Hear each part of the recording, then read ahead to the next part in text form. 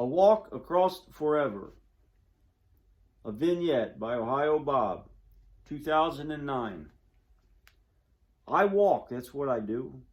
Of the scores of things I could do to get exercise and tension relief, I choose to walk. I was fairly athletic in my younger days, and I guess it just sort of stuck with me. But the jogging thing kills my knees, and the weights, well, that just doesn't do it anymore either. I bought a few workout machines through the years, and though my intentions were positive at the onset of desire, there lacked a true bonding with the diverse apparatus I attempted to put in my daily routine. And so I walk. When I walk, I sometimes get to a place of clearness within myself. I seem to be able to come to some kind of terms with the idea of balance. I need no special gadgets nor equipment to start my walk. I just feel the urge and I walk out the front door, head down my street toward the wooded river road and onto the bridge.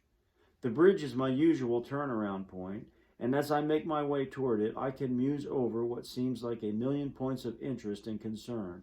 I feel that I am lucky to have such a nice place to walk. It is not my primary quest anymore to get fit, as they say. I know the walking does that naturally. No, my walks are now somewhere in the realm of quasi-meditation. During my walks, I ponder everything from paying my bills to the origins of the universe. I need no format in my thought process like I seem to have developed in my business as usual day. I allow myself to go on in thought, into forever perhaps, and when my endorphins kick in, I do feel like I could go on forever. And that is where the gist of this story lies.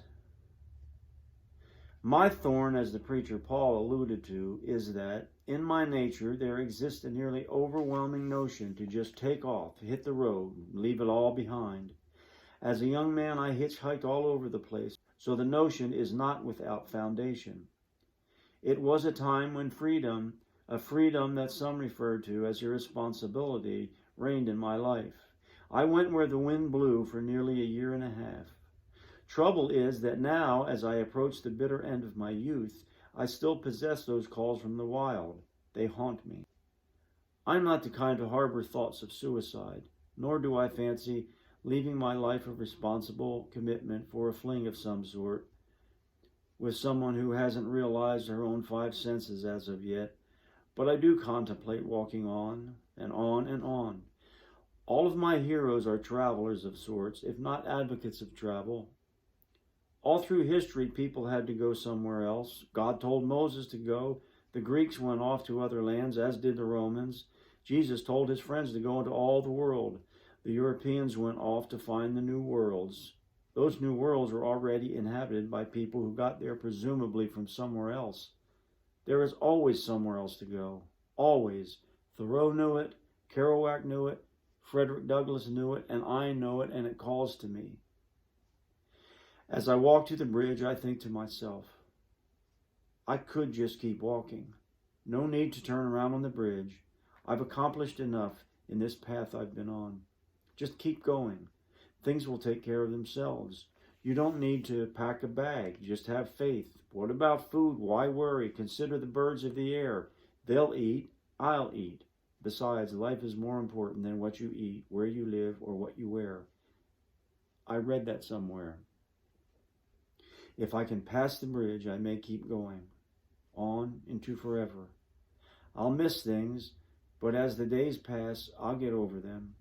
I'll get over them by walking on and on every day. How long will it take me to get to Texas, the desert, the Pacific? Shall I go to the Orient? Who will I be then when the years have passed? Has anyone walked the length of Africa? Is it possible? Probable? What about my old life? Has another stepped in? Has it all went to hell? What do I affect? Am I mortar, a brick, or am I merely a single grain of sand? If that. There's the bridge, the point of no return. I stand on the bridge and contemplate the little river that will find and wind its way to the mighty Ohio. There are always places to go. I turned around on the bridge and I walked home. Thanks for listening. I hope you enjoyed that, and I'll see you again real soon.